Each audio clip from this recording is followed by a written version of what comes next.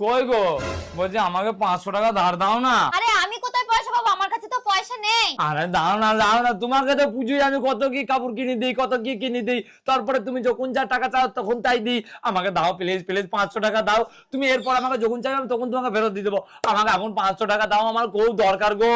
আরে নেই বলছি তো, কোথায় পাবো বলো।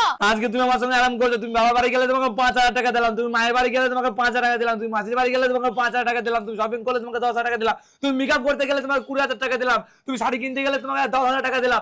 আর আজকে আমি 500 টাকা চাইছি, তুমি আমাকে 500 টাকা দিতে পারছো না?